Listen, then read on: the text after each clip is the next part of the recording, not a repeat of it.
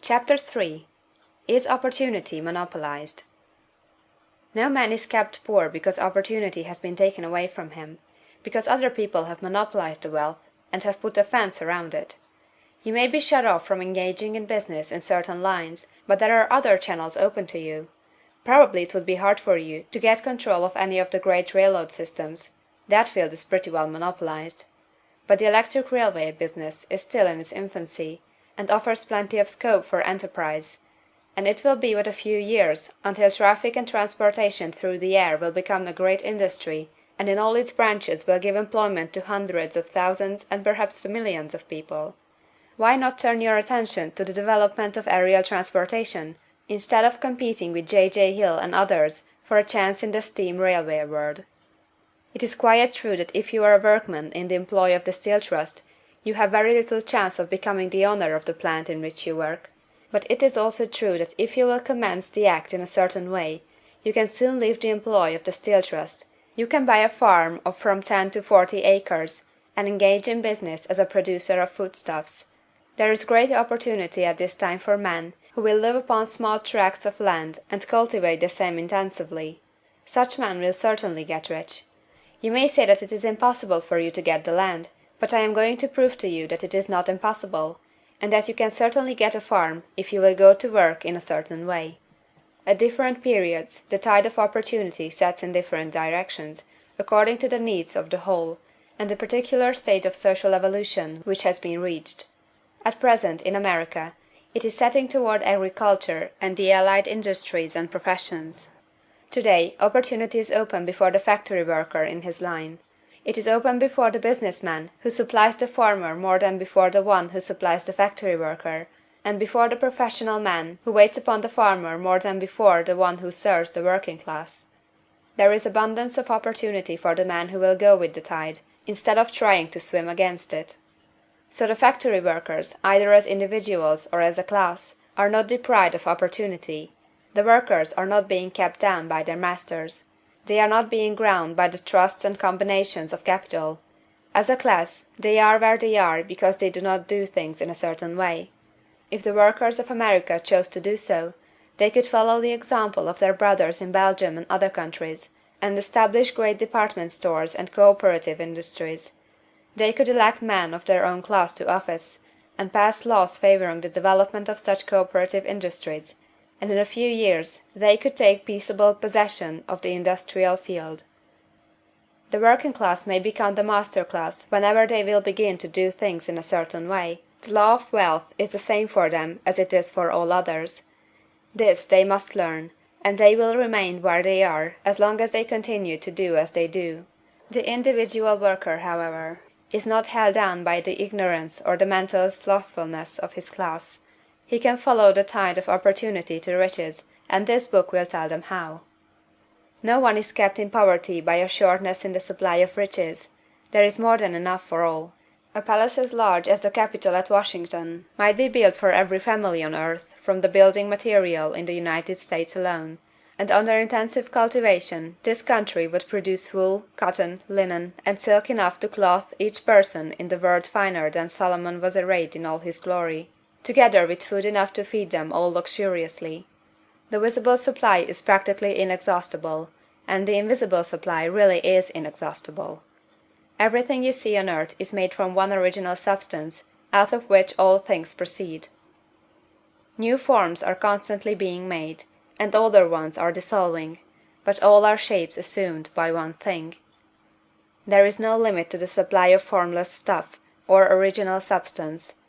The universe is made out of it, but it was not all used in making the universe. The spaces in, through, and between the forms of the visible universe are permeated and filled with the original substance, with the formless stuff, with the raw material of all things. 10,000 times as much as has been made might still be made, and even then we should not have exhausted the supply of universal raw material. No man, therefore, is poor because nature is poor, or because there is not enough to go round. Nature is an inexhaustible storehouse of riches. The supply will never run short. Original substance is alive with creative energy, and is constantly producing more forms. When the supply of building material is exhausted, more will be produced. When the soil is exhausted, so that foodstuffs and materials for clothing will no longer grow upon it, it will be renewed, or more soil will be made. When all the gold and silver has been dug from the earth, if man is still in such a stage of social development that he needs gold and silver, more will be produced from the formless. The formless stuff responds to the needs of man, it will not let him be without any good thing. This is true of man collectively. The race as a whole is always abundantly rich, and if individuals are poor, it is because they do not follow the certain way of doing things which makes the individual man rich. The formless stuff is intelligent. It is stuff which thinks. It is alive, and is always impelled toward more life. It is the natural and inherent impulse of life to seek to live more. It is the nature of intelligence to enlarge itself, and of consciousness to seek to extend its boundaries and find fuller expression. The universe of forms has been made by formless living substance, throwing itself into form in order to express itself more fully. The universe is a great living presence, always moving inherently toward more life and fuller functioning. Nature is formed for the advancement of life; its impelling motive is the increase of life. For this cause, everything which can possibly minister to life is bountifully provided; there can be no lack unless God is to contradict himself and nullify his own works. You are not kept poor by lack in the supply of riches. It is a fact that I shall demonstrate a little farther on, that even the resources of the formless supply are at the command of the man or woman who will act and think in a certain way.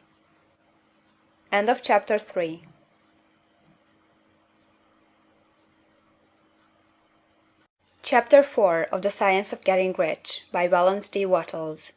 This recording is in the public domain. Chapter 4 The First Principle in the Science of Getting Rich. Thought is the only power which can produce tangible riches from the formless substance.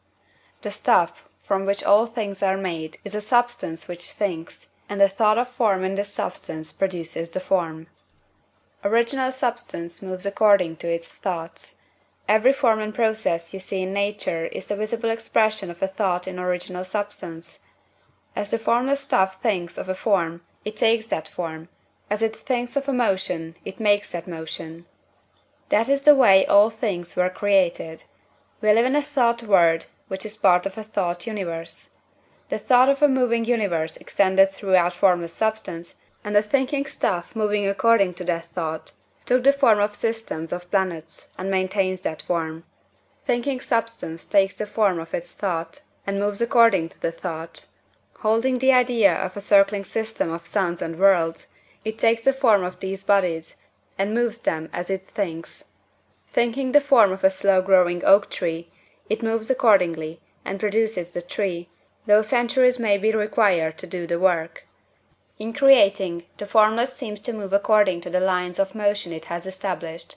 The thought of an oak tree does not cause the instant formation of a full-grown tree, but it does start in motion the forces which will produce the tree along established lines of growth.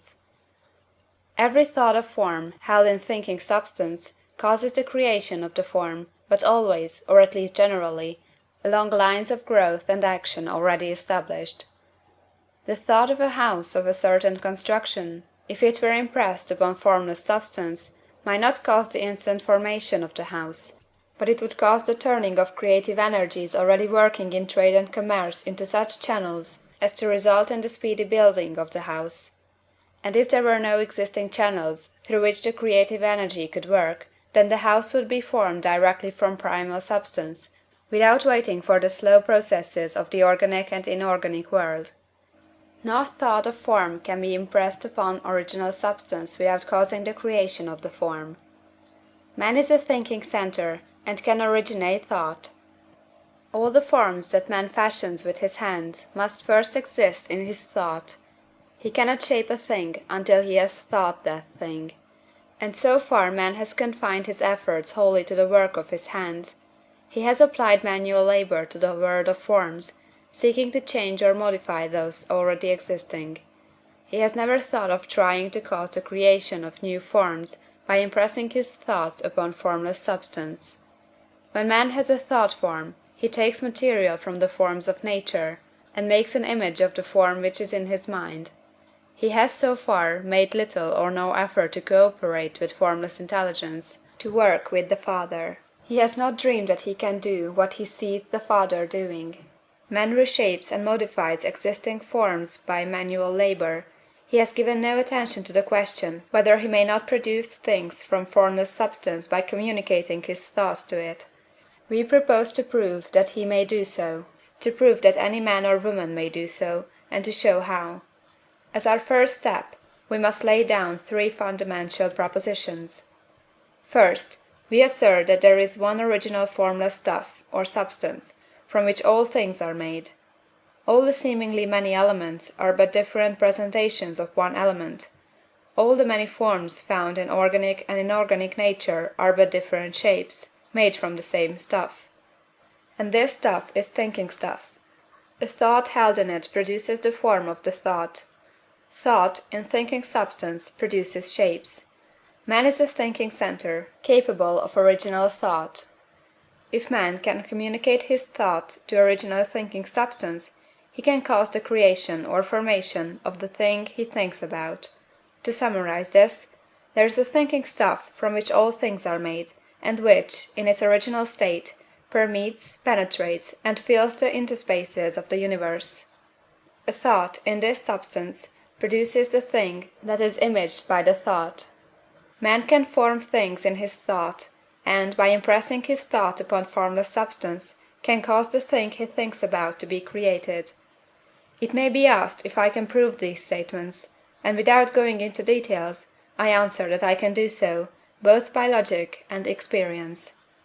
Reasoning back from the phenomena of form and thought, I come to one original thinking substance, and reasoning forward from this thinking substance, I come to man's power to cause the formation of the thing he thinks about. And, by experiment, I find the reasoning true, and this is my strongest proof. If one man who reads this book gets rich by doing what it tells him to do, that is evidence in support of my claim. But if every man who does what it tells him to do gets rich, that is positive proof until someone goes through the process and fails. The theory is true until the process fails, and this process will not fail, for every man who does exactly what this book tells him to do will get rich. I have said that men get rich by doing things in a certain way, and in order to do so, man must become able to think in a certain way. A man's way of doing things is the direct result of the way he thinks about things. To do things in a way you want to do them, you will have to acquire the ability to think the way you want to think. This is the first step toward getting rich. To think what you want to think is to think truth, regardless of appearances. Every man has the natural and inherent power to think what he wants to think, but it requires far more effort to do so than it does to think the thoughts which are suggested by appearances. To think according to appearance is easy. To think truth, regardless of appearances, is laborious, and requires the expenditure of more power than any other work man is called upon to perform. There is no labor from which most people shrink as they do from that of sustained and consecutive thought. It is the hardest work in the world. This is especially true when truth is contrary to appearances. Every appearance in the visible world tends to produce a corresponding form in the mind which observes it, and this can only be prevented by holding the thought of the truth. To look upon the appearance of disease will produce the form of disease in your own mind, and ultimately in your body, unless you hold the thought of the truth, which is that there is no disease, it is only an appearance, and the reality is health. To look upon the appearances of poverty will produce corresponding forms in your own mind, unless you hold to the truth that there is no poverty, there is only abundance. To think health when surrounded by the appearances of disease, or to think riches when in the midst of appearances of poverty, requires power. But he who acquires this power becomes a master mind. He can conquer fate, he can have what he wants. This power can only be acquired by getting hold of the basic fact which is behind all appearances, and that fact is that there is one thinking substance from which and by which all things are made. Then we must grasp the truth that every thought held in this substance becomes a form, and that man can so impress his thoughts upon it as to cause them to take form and become visible things. When we realize this, we lose all doubt and fear, for we know that we can create we want to create, we can get what we want to have, and can become what we want to be. As a first step toward getting rich, you must believe the three fundamental statements given previously in this chapter, and in order to emphasize them, I repeat them here. There is a thinking stuff from which all things are made, and which, in its original state, permeates, penetrates, and fills the interspaces of the universe. A thought, in this substance, produces the thing that is imaged by the thought. Man can form things in his thought, and, by impressing his thought upon formless substance, can cause the thing he thinks about to be created. You must lay aside all other concepts of the universe than this monistic one, and you must dwell upon this until it is fixed in your mind, and has become your habitual thought. Read these creed statements over and over again, fix every word upon your memory, and meditate upon them until you firmly believe what they say. If a doubt comes to you, cast it aside as a sin. Do not listen to arguments against this idea. Do not go to churches or lectures where a contrary concept of things is taught or preached. Do not read magazines or books which teach a different idea. If you get mixed up in your faith, all your efforts will be in vain. Do not ask why these things are true, nor speculate as to how they can be true. Simply take them on trust. The science of getting rich begins with the absolute acceptance of this faith. End of Chapter 4.